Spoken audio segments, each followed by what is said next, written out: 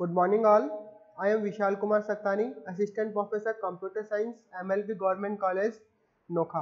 Previous lecture में हम लोग बेसिक्स ऑफ पीएचपी सिंटैक्स के बारे में डिस्कस कर चुके हैं, जिसमें हमने पीएचपी के कोड को हम राइट कैसे करते हैं, पीएचपी में हम कमेंट्स कैसे राइट करते हैं, पीएचपी में डेटा को कैसे डिस्प्ले करवाते हैं और वेरिएबल्स क्या होते हैं। तो आज के इस लेक्चर में हम लोग डिस्कस करने वाले हैं local, global, static variables and constant in PHP. That is PHP के अंदर हम वेरिएबल्स के स्कोप्स को डिफाइन कर सकते हैं। तो लोकल, ग्लोबल, स्टैटिक जो है वो किसी वेरिएबल की स्कोप को डिफाइन करता है, और उसके बाद में कांस्टेंट को कैसे डिफाइन करते हैं वो आज के इस लेक्चर के अंदर लर्न करेंगे। तो आज का लेक्चर बहुत ही इम्पोर्टेंट है, क्योंकि जनरली जब भी हम प्रोग्रामिंग करते हैं तो हमें बहुत सारे लोकल वेरिएबल्स, ग्लोबल वेरिएबल्स के साथ में डील करना पड़ता है, स्पेशली जब हम फंक्शंस को डिफाइन करते हैं। तो आज के इस लेक्चर के लिए कंटेंट्स हैं scope of variables in PHP, local, global and static variables and constants इन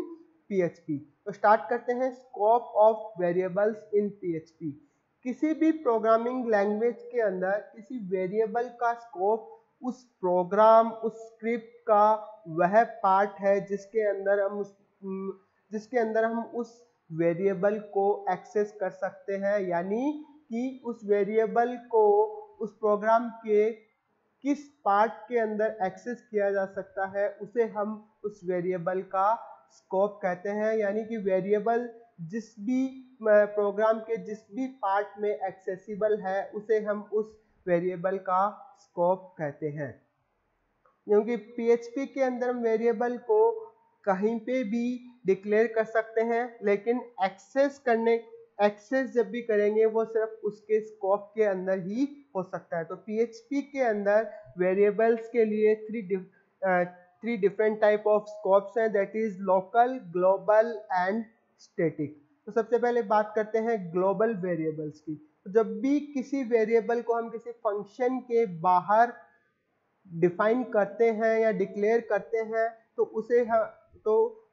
उसे हम कह सकते हैं ग्लोबल वेरिएबल, यानी उस फंक्शन की स्कोप जो है उस वेरिएबल की स्कोप ग्लोबल होती है और उस वेरिएबल को हम ग्लोबल वेरिएबल कह सकते हैं। और ग्लोबल वेरिएबल को सिर्फ और सिर्फ फंक्शन के बाहर ही एक्सेस किया जा सकता है। यहाँ पे उस एग्जांपल से हम देखते हैं, यहाँ पे एक वेरिएबल x डिक्लेयर किया हुआ है जो कि जिसके अंदर वैल्यू है 5, यानी इस variable declared outside a function in global scope, यानी इस वेरिएबल को हमने फंक्शन के बाहर डिक्लेयर किया है इन ग्लोबल स्कोप के अंदर। और जब हमने यहाँ पे एक फंक्शन बनाया है माई टेस्ट, और माई टेस्ट फंक्शन के अंदर हम इस वेरिएबल को यूज करने जा रहे हैं, दैट इज इको, हमने एक मैसेज प्रिंट करवाया variable x inside function is, और उसके बाद में उसकी वैल्यू को प्रिंट करवाया। तो उसके बाद में दूसरा कोड जो फंक्शन को कॉल किया, उसके बाद में हमने एक मैसेज और प्रिंट करवाया जिसमें हमने वेरिएबल x को फंक्शन के बाहर एक्सेस करवाया। तो जब भी हम इस प्रोग्राम को एग्जीक्यूट करवाते हैं तो एक एरर जनरेट होती है, जो PHP इंटरप्रेटर एक एरर जनरेट करता है, that is undefined variable x। यहाँ पे लाइन नंबर जो 5 है जहाँ पे हमने ग्लोबल x को फंक्शन के अंदर यूज किया था, वहाँ पे एरर जनरेट होती है, और साथ ही हम देख सकते हैं कि यहाँ पे x की वैल्यू जो है वो डिस्प्ले नहीं हो रही। जबकि जब हम वेरिएबल को इस फंक्शन के बाहर यानी आउटसाइड द फंक्शन यूज करते हैं तो इस वेरिएबल की वैल्यू भी यहाँ पे डिस्प्ले हो रही है। तो इससे हम ये देख सकते हैं कि किसी ग्लोबल वेरिएबल को जो कि हमने फंक्शन के बाहर डिक्लेयर किया है उसको सिर्फ फंक्शन के बाहर ही यूज कर सकते हैं, फंक्शन के अंदर उसको डायरेक्टली यूज नहीं कर सकते। उसके बाद बात करते हैं लोकल वेरिएबल, यानी किसी फंक्शन के अंदर जो हम वेरिएबल डिक्लेयर करते हैं उसे हम लोकल वेरिएबल कहते हैं, और उस फंक्शन की स्कोप उस वेरिएबल की स्कोप लोकल होती है, यानी उस वेरिएबल को हम सिर्फ फंक्शन की बॉडी के अंदर ही एक्सेस कर सकते हैं, फंक्शन के बाहर यानी आउटसाइड द फंक्शन वह वेरिएबल एक्सेसिबल नहीं होता।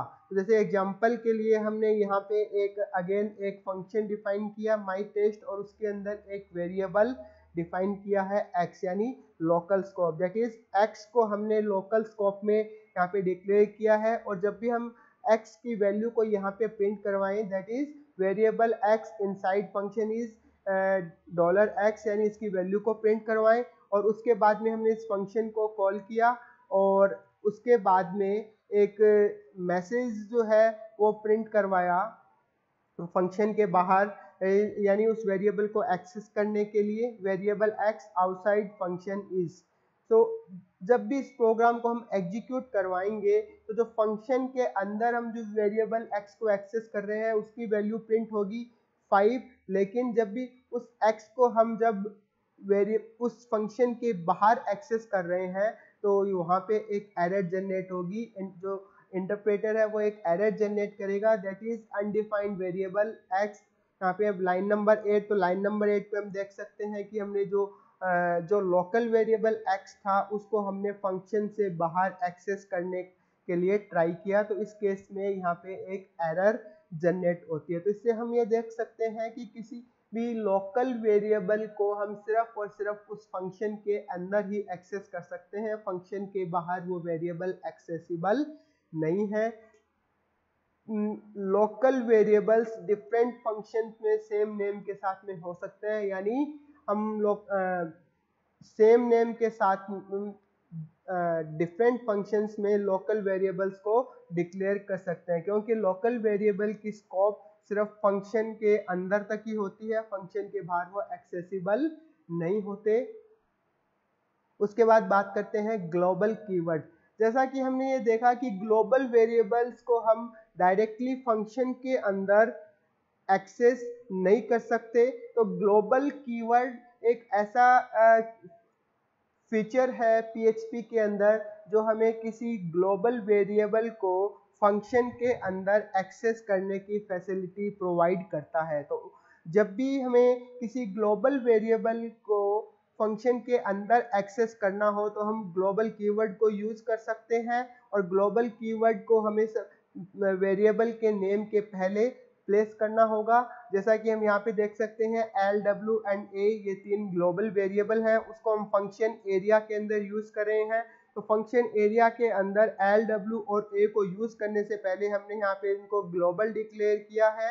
तो ग्लोबल डिक्लेयर करने के बाद में इन तीनों वेरिएबल्स को हम उस फंक्शन के अंदर यूज कर सकते हैं, अदरवाइज डायरेक्टली हम किसी ग्लोबल वेरिएबल को फंक्शन के अंदर यूज नहीं कर सकते, क्योंकि ग्लोबल वेरिएबल्स का जो स्कोप रूल है वो ये कहता है कि सिर्फ और सिर्फ फंक्शन के बाहर ही हम इनको यूज कर सकते हैं। तो ग्लोबल, जब भी हमने ग्लोबल कीवर्ड को यूज किया, इस ग्लोबल कीवर्ड को यूज करने के बाद में इन ग्लोबल वेरिएबल्स को हम फंक्शन के अंदर भी यूज कर सकते हैं। तो यहाँ भी हमने एक ऑपरेशन परफॉर्म किया है, $A is equal to $L into W, यानी L और W को मल्टीप्लाई करा के उसकी वैल्यू को हमने A के अंदर स्टोर किया है और उसके बाद में A की वैल्यू को डिस्प्ले करवाया है। तो जैसे कि हम देख सकते हैं कि L की वैल्यू 20 एंड W की वैल्यू 15, और दोनों को मल्टीप्लाई करेंगे तो उनका मल्टीप्लिकेशन का रिजल्ट होगा 300, तो जो कि यहाँ पे स्क्रीन पे प्रिंट होगा। तो आउटपुट के फॉर्म में हमें मिलेगा 300। तो इस टाइप से हम ग्लोबल कीवर्ड को यूज करके ग्लोबल वेरिएबल्स को फंक्शन के अंदर भी एक्सेस कर सकते हैं। उसके बाद बात करते हैं डॉलर ग्लोबल्स।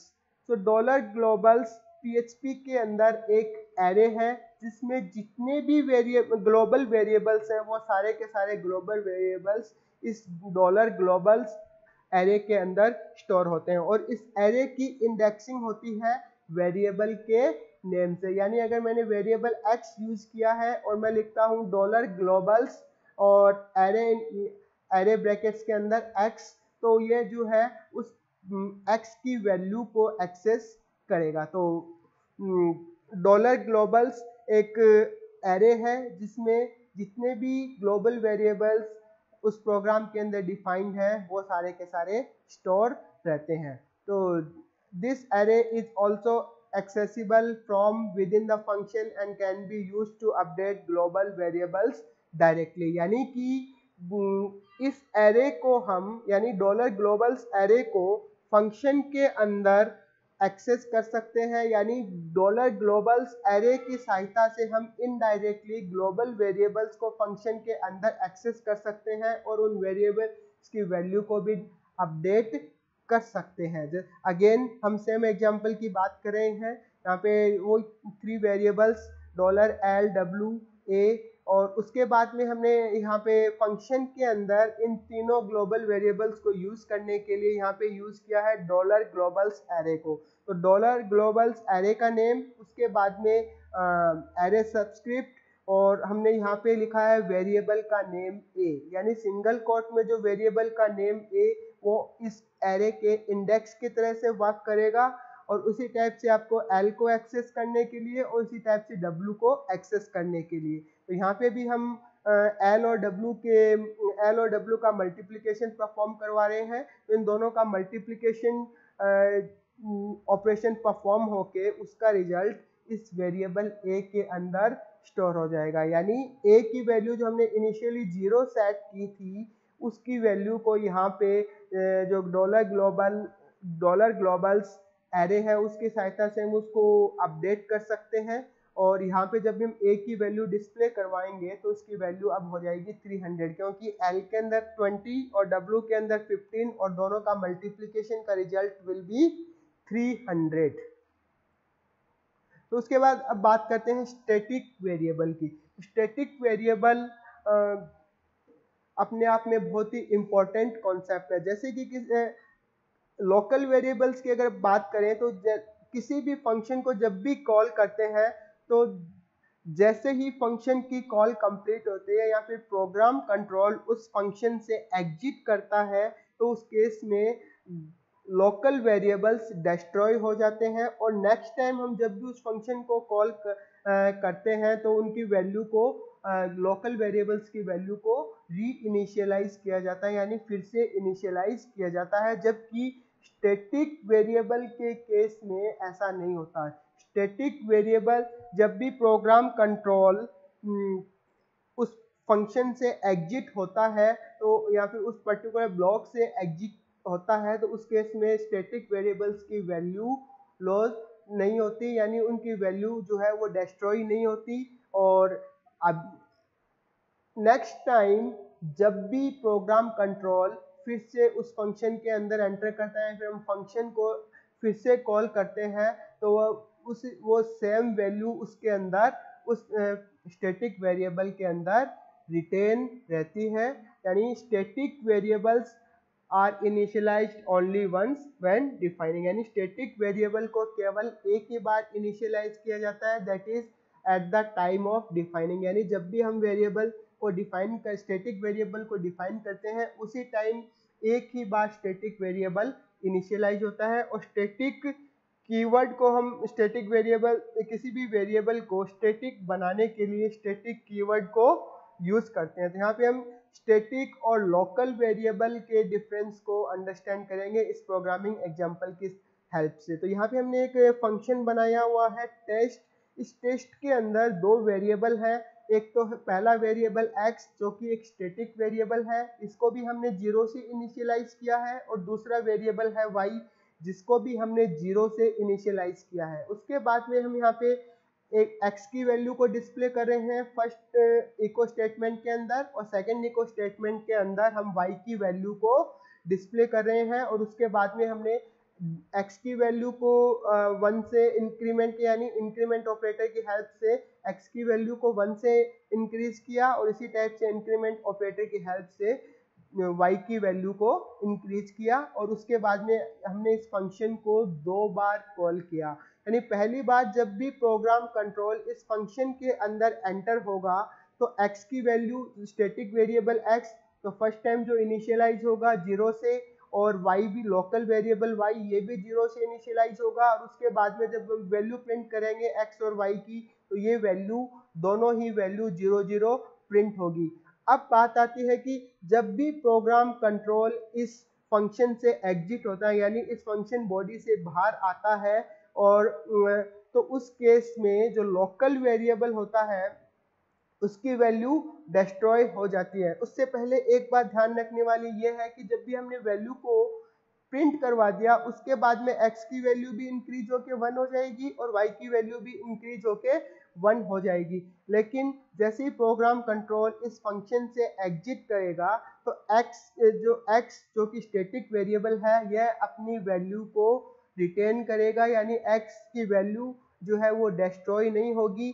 नेक्स्ट टाइम जब भी फंक्शन प्रोग्राम कंट्रोल इस फंक्शन के अंदर एंटर करेगा x की वैल्यू 1 ही रहेगी, जबकि y लोकल वेरिएबल होने की वजह से जैसे ही प्रोग्राम कंट्रोल इस फंक्शन से एग्जिट होता है तो यानी हम फंक्शन कॉल एंड होता है वह y की वैल्यू को डिस्ट्रॉय कर देगा। और जब भी नेक्स्ट टाइम इस फंक्शन को हम कॉल करेंगे तो यह फिर से y जो है 0 से इनिशियलाइज होगा। तो जब हम सेकेंड टाइम टेस्ट को कॉल करते हैं तो x की वैल्यू तो पहले जो 1 हो गई थी वही वैल्यू रिटेन रहेगी और y की वैल्यू फिर से इनिशियलाइज हो जाएगी, क्योंकि ये कॉन्सेप्ट हम देख चुके हैं कि static variables are initialised only once, यानी केवल एक ही बार उनको इनिशियलाइज किया जाता है eight the time of defining, और उसके बाद में वो अपनी वैल्यू को रिटेन करते हैं, यानी उनकी वैल्यू डिस्ट्रॉय नहीं होती है। तो जैसे यहाँ पे अब नेक्स्ट टाइम जब भी देखेंगे तो x की वैल्यू प्रिंट होगी 1 और y की वैल्यू प्रिंट होगी 0। उसके बाद में x की वैल्यू इंक्रीज होके हो जाएगी 2 और y की वैल्यू इंक्रीज होके हो जाएगी 1। तो जैसे जैसे यहाँ पे इस एग्जांपल से हम देख सकते हैं कि x जो कि स्टैटिक वेरिएबल है वो अपनी वैल्यू को रिटेन कर रहा है, जबकि y जो कि लोकल वेरिएबल है वो अपनी वैल्यू को रिटेन नहीं कर रहा है। यानी जैसे ही प्रोग्राम कंट्रोल उस फंक्शन से एग्जिट होता है या फिर उस फंक्शन को जैसे ही फंक्शन कॉल एंड होती है लोकल वेरिएबल जो है वो डिस्ट्रॉय हो जाता है। तो ये स्टैटिक वेरिएबल का कॉन्सेप्ट बहुत ही इंपॉर्टेंट कॉन्सेप्ट है जब भी हम प्रोग्रामिंग करते हैं, चाहे आपका सी लैंग्वेज की प्रोग्रामिंग करें या फिर किसी भी प्रोग्रामिंग लैंग्वेज की बात करें तो स्टैटिक वेरिएबल्स सेम वे में बिहेव करते हैं। उसके बाद बात करते हैं कॉन्स्टेंट्स इन PHP। अभी तक हम लोगों ने वेरिएबल्स के बारे में देखा कि जैसे किसी भी वैल्यू को स्टोर करने के लिए, किसी डेटा या किसी इंफॉर्मेशन को स्टोर करने के लिए हम वेरिएबल्स को यूज करते हैं और वो वैल्यू प्रोग्राम एग्जीक्यूशन के टाइम पे चेंज हो सकती है। उसी टाइप से हम किसी वैल्यू को स्टोर करने के लिए कॉन्स्टेंट्स को यूज कर सकते हैं। बस वेरिएबल्स और कांस्टेंट में डिफरेंस ये है कि कांस्टेंट की वैल्यू एक बार डिफाइन करने के बाद में चेंज नहीं हो सकती, यानी कांस्टेंट की वैल्यू को हम प्रोग्राम एग्जीक्यूशन के टाइम पे बाद में अपडेट नहीं कर सकते। तो कांस्टेंट जो है वो अपने आप में किसी सिंपल वैल्यू के लिए एक तरीके से आइडेंटिफायर या नेम है, यानी हमने जैसे लिखा अगर हमने एक कांस्टेंट डिफाइन करना है x और उसमें वैल्यू हमने यूज की 10, तो जैसे x जो है अपने आप में जहाँ पे भी हम x को यूज करेंगे वो उसकी वैल्यू जो है उस यानी वैल्यू 10 के लिए हम x को यूज करने जा रहे हैं और उस कांस्टेंट की वैल्यू को हम प्रोग्राम एग्जीक्यूशन के टाइम पे चेंज नहीं कर सकते। दूसरा, जैसे कि वेरिएबल का नेम डॉलर से स्टार्ट होता है, यानी डॉलर सिंबल के बाद में हम वेरिएबल का नेम राइट करते हैं। तो इन कांस्टेंट के नेम के लिए रूल डिफरेंट है। कांस्टेंट के नेम के लिए डॉलर सिंबल की जरूरत नहीं पड़ती, हमें डॉलर सिंबल जो है वो कांस्टेंट के नेम से पहले प्लेस नहीं करना होता। जैसे कि वेरिएबल्स के केस में वेरिएबल्स की स्कोप लोकल ग्लोबल हो सकती है, जबकि कांस्टेंट के केस में स्कोप केवल एक ही होता है और वो होता है ग्लोबल, यानी किसी भी कांस्टेंट का स्कोप सिर्फ और सिर्फ ग्लोबल होता है और थ्रू आउट द प्रोग्राम हम उस कांस्टेंट को कहीं पे भी यूज कर सकते हैं। उसके बाद बात करते हैं क्रिएटिंग कांस्टेंट्स इन PHP, यानी PHP में हम कांस्टेंट को क्रिएट कैसे कर सकते हैं। PHP में कांस्टेंट को क्रिएट करने के लिए एक फंक्शन प्रोवाइड किया हुआ है, दैट इज डिफाइन फंक्शन। इस डिफाइन फंक्शन के अंदर 3 पैरामीटर्स हैं। पहला है नेम, यानी उस कांस्टेंट को हम क्या नेम प्रोवाइड करना चाहते हैं, यानी किस नेम से हम कांस्टेंट को डिफाइन करना चाहते हैं। दूसरा वैल्यू, यानी उस कांस्टेंट की हम वैल्यू क्या वैल्यू हम उसके लिए प्रोवाइड करना चाहते हैं। ये वैल्यू किसी भी टाइप की हो सकती है, क्योंकि PHP के अंदर वेरिएबल का कोई भी टाइप नहीं होता। जिस भी टाइप की वैल्यू हम असाइन करते हैं टाइप वही हो जाता है। सेम केस होगा आपका कांस्टेंट के लिए। तो जिस भी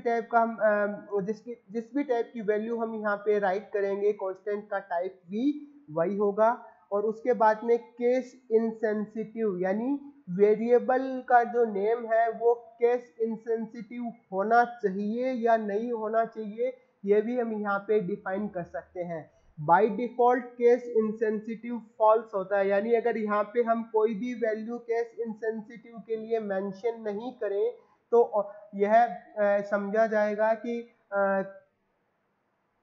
केस इनसेंसिटिव फॉल्स है, यानी स्मॉल केस के अंदर x और कैपिटल लेटर के अंदर x दोनों डिफरेंट कांस्टेंट होंगे। तो और केस इनसेंसिटिव ये जो थर्ड पैरामीटर है इसकी वैल्यू को यहाँ पे, इस थर्ड पैरामीटर को यहाँ पे स्पेसिफाई करना ऑप्शनल है। हम चाहें तो डिफाइन कर सकते हैं या न चाहे, अगर हम नहीं डिफाइन करना चाहें तो नहीं भी कर सकते हैं। डिफॉल्ट वैल्यू इसकी फॉल्स होती है। PHP 7 के अंदर हम डिफाइन फंक्शन की हेल्प से एरे कॉन्स्टेंट्स को भी डिफाइन कर सकते हैं। उसके बाद बात करते हैं एक एग्जाम्पल की। इस एग्जाम्पल के अंदर हम यहाँ पे देख सकते हैं कि creating constant with case insensitive false, यानी हमने यहाँ पे केस इनसेंसिटिव फॉल्स रखा है और यहाँ पे दोनों वेरिएबल हमने यहाँ पे प्रोग्राम के अंदर एक कांस्टेंट यूज किया है कैपिटल लेटर में मैसेज, और दूसरा नेम यूज किया है स्मॉल लेटर में मैसेज। तो जैसे कि अगर केस इनसेंसिटिव फॉल्स है तो दोनों डिफरेंटली ट्रीट होंगे। तो यहाँ पे जैसे हम देख सकते हैं कि डिफाइन मैसेज जो कि कांस्टेंट का नेम है और हमने इसके अंदर मैसेज राइट किया है welcome to MLB government college Nokha, और उसके बाद में हमने इस वेरिएबल की वैल्यू को डिस्प्ले किया है। और फिर नेक्स्ट लाइन के अंदर हम इस कांस्टेंट की वैल्यू को डिस्प्ले किया है यहाँ पे, और उसके बाद में हमने एक जो स्मॉल लेटर्स के अंदर मैसेज लिखा है। तो यहाँ पे हम देख सकते हैं जब भी हम इस प्रोग्राम को PHP स्क्रिप्ट को एग्जीक्यूट करवाते हैं तो कैपिटल लेटर में जो मैसेज है, यानी जो कांस्टेंट हमने डिफाइन किया था उसकी वैल्यू तो यहाँ पे प्रिंट हो जाएगी, लेकिन जो हमने स्मॉल केस के अंदर जो कांस्टेंट का नेम राइट किया था वो प्रिंट नहीं होगा, वह एरर जनरेट करेगा। That is use of undefined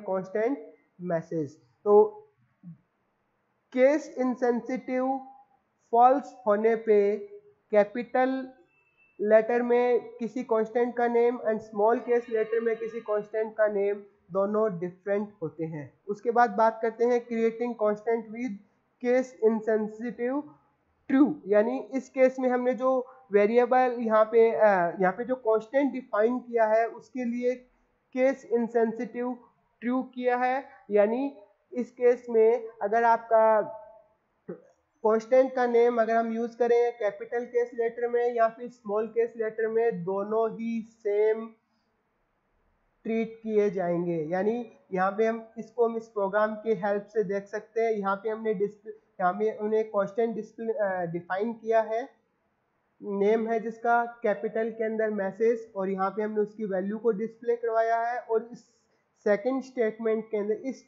अंदर हमने स्मॉल केस लेटर में मैसेज राइट किया है। दैट इज जो हम यहाँ पे स्मॉल केस लेटर के अंदर कांस्टेंट को एक्सेस करने जा रहे हैं। और जब भी हम इस प्रोग्राम को एग्जीक्यूट करवाते हैं तो इसके आउटपुट में हम देख सकते हैं कि दोनों ही केस में जो हमने कांस्टेंट की वैल्यू जो भी डिफाइन की थी welcome to MLB government college Nokha वो डिस्प्ले होती है। यानी इससे हम ये देख सकते हैं कि इस केस के अंदर कैपिटल लेटर के अंदर जो आपका कांस्टेंट का नेम है और स्मॉल केस लेटर के अंदर जो कांस्टेंट का नेम है दोनों सेम है। तो आज के इस लेक्चर के लिए इतना ही। आज के इस लेक्चर में हम लोगों ने डिस्कस किया वेरिएबल्स की स्कोप।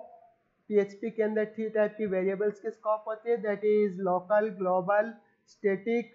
और उसके बाद में कॉन्स्टेंट्स को हम कैसे डिफाइन करते हैं PHP के अंदर, तो इस नेक्स्ट लेक्चर में हम लोग PHP के अंदर कंट्रोल स्ट्रक्चर्स को कैसे यूज करते हैं ये लर्न करेंगे। Thank you.